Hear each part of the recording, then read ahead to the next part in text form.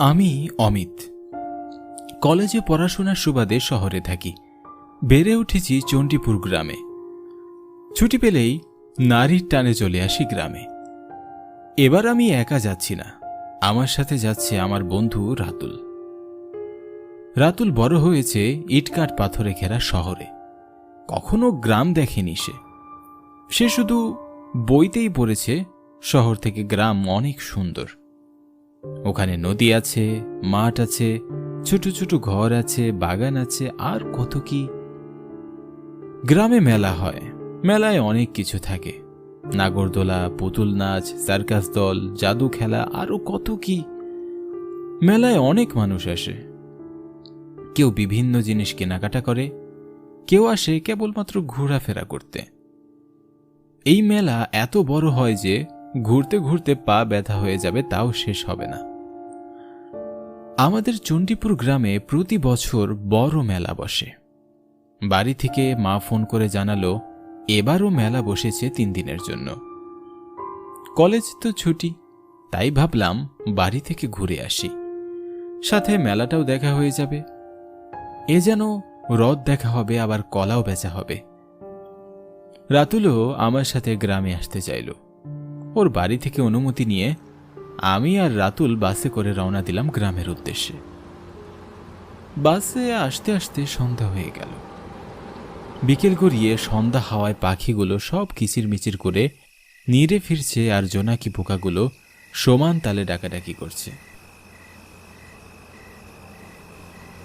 রাতুল আর আমি বাস থেকে নেমে হেঁটে হেঁটে গ্রামের বাজারে এলাম।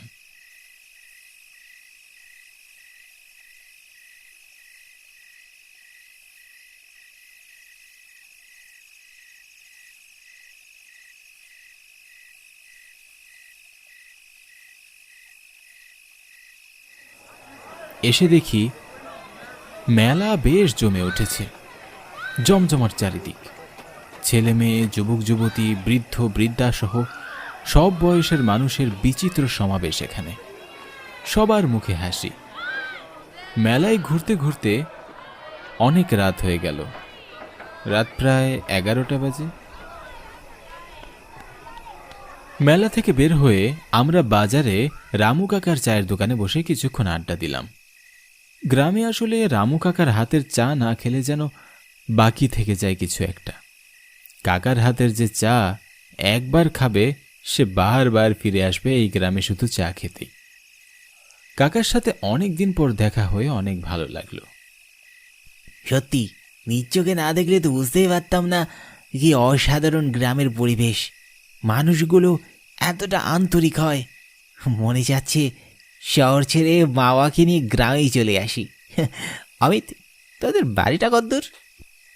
বাজার থেকে আমাদের বাড়ি প্রায় 70 কিলোমিটার হবে। একদম অজপাড়াগা, তাই তো কোনো গাড়ি ঘোড়া ঠিক মতো পাওয়া যায় না। বেশিরভাগ সময় পায়ে হেঁটেই বাড়ি ফিরতে হয়। চায়ের দোকান থেকে বেরিয়ে আমরা 3 রাস্তার মোড়ে এসে বাড়ি ফেরার জন্য অপেক্ষা করছি। অনেকক্ষণ দাঁড়িয়ে রইলাম, কিন্তু রাত অনেক হওয়ায় কোনো ভ্যান বা অটোর দেখা পেলাম না। কি আর করার, তাই কোনো উপায় না পেয়ে 2 বন্ধু মিলে বাড়ির দিকে হাঁটা শুরু করলাম।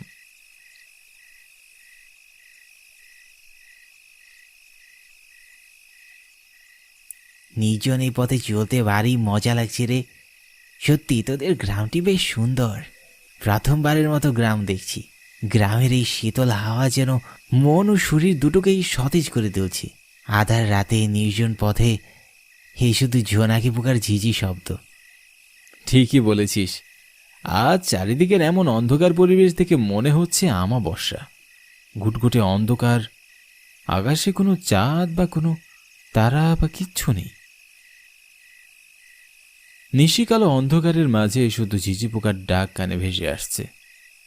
এতটা পথ হেঁটে আসলাম, একটি মানুষও চোখে পড়ল না।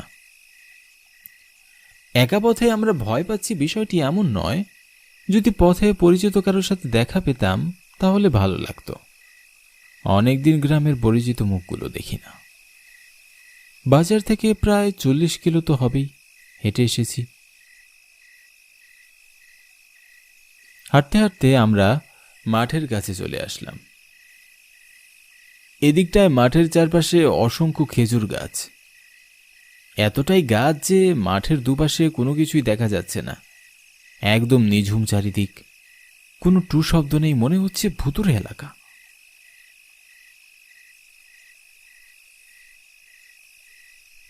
মাঠে কিছু দূর পথ এগোতেই কানে ভেসে আসলো একটা মেয়ের কান্নার আওয়াজ।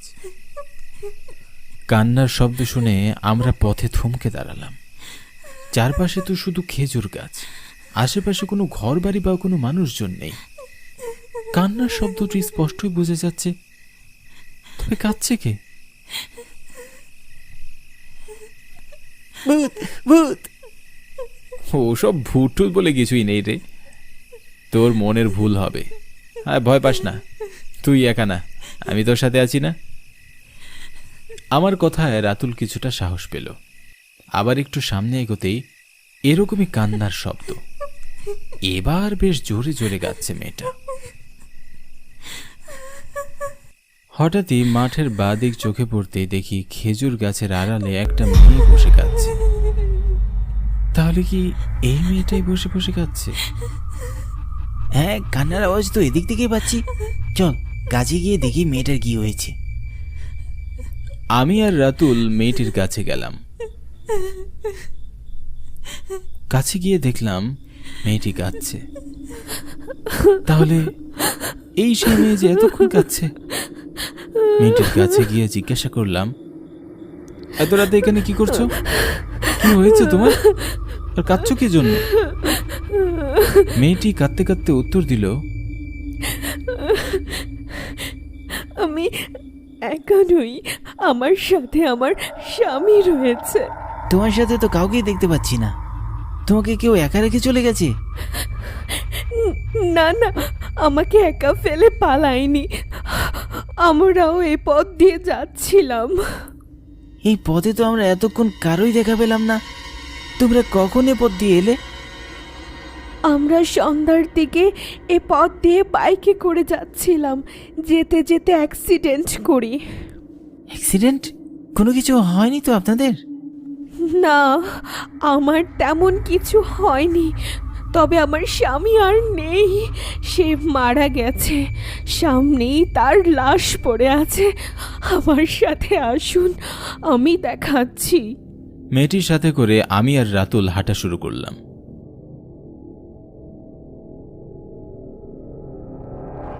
কিছু দূর যেতেই দেখি মেয়েটি আমাদের সাথে নেই।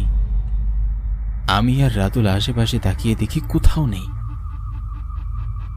মনে মনে বললাম, যাকগে, আমার কি, এসব উটকো ঝামেলা ভেবেই আমি মুখ ফিরিয়ে সামনের দিকে তাকাতেই দেখি একটা সাদা কাপড়ে মোড়ানো লাশ আমাদের সামনে।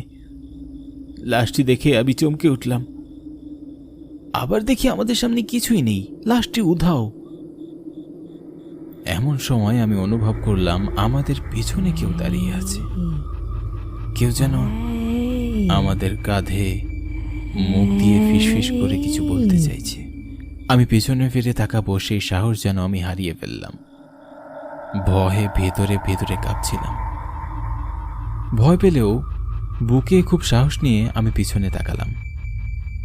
আর তাকাতেই দেখি সেই মেয়েটি দাঁড়িয়ে আছে আবার পিছনে। মেয়েটি সাদা শাড়ি পরা, ভয়ঙ্কর তার মুখ, সারা শরীরে নখের আঁচড়, চোখগুলো বড় বড়, লাল টকটকে আগুনের মতো জ্বলছে। মেয়েটির মাথা, নাক, মুখ সব জায়গা দিয়ে রক্ত ঝরছিল। আমি যে চিৎকার করব এরকম কোনো শক্তি আমার মধ্যে বাকি ছিল না। এদিকে রাতুল এসব দেখে অজ্ঞান হয়ে গেছে। মেয়েটি আমার দিকে ভয়ার্ত দৃষ্টিতে তাকিয়ে রইল। কি ভয়ঙ্কর তার হাসি রে বাবা! মেয়েটির এমন ভয়ঙ্কর হাসি দেখলে যে কেউ জ্ঞান হারিয়ে নিচে পড়ে যাবে। আমিও ভাবছিলাম কখন যে জ্ঞান হারিয়ে পড়ে যাই। খুব ভয় করছে এখন, তাই না? তোর আর তোর বন্ধুর ঘাটটা যখন মটকাবো তখনই টের পাবে আসল মজা।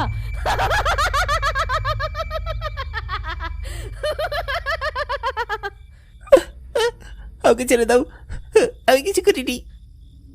আমাকে আর আমার স্বামীকে মেরে যখন পালিয়ে গেলি তখন ভয় করেনি?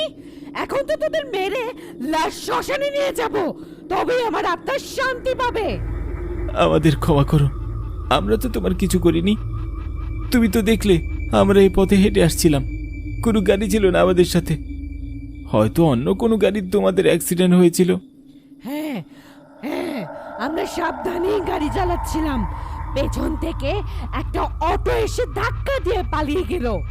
ব্রেক করেও শেষ রক্ষা হলো না আমাদের। বাইক থেকে পড়ে গাছের সাথে বাড়ি গেলাম, রক্তে আমাদের গা ভেসে যাচ্ছিল। অনেকেই যাচ্ছিল তখন এই পথ দিয়ে, কিন্তু কেউই এলো না পুলিশের কেস বলে। কেউই লাস্টের শেষ কাজটি অন্তত করলো না। এখানেই পড়ে রইলাম আমরা। এরপর থেকে আমাদের আত্মা এখানেই ঘুরে ফিরে বেড়ায়, সৎকার না করায় আত্মা মুক্তি পেল না। আমার বন্ধু খুব ভয় পেয়েছে। আমি কালই তোমাদের নামে মন্দিরে পূজা দিয়ে আসব। দয়া করে আমাদের ছেড়ে দাও। ঠিক আছে, তবে যা, মনে রাখিস বিপদে পড়লে এগিয়ে আসবি, মানুষকে সাহায্য করবি। কথাটি বলেই মেয়েটি যেন কোথায় মিলিয়ে গেল। সেদিনের মতো আমি আর রাতুল প্রাণে বেঁচে বাড়ি ফিরলাম। আর কোনো দিন এই পথে গিয়ে মেয়েটির সাথে দেখা হয়নি। কখনোই ভুলব না চণ্ডীপুর মেলার কথা।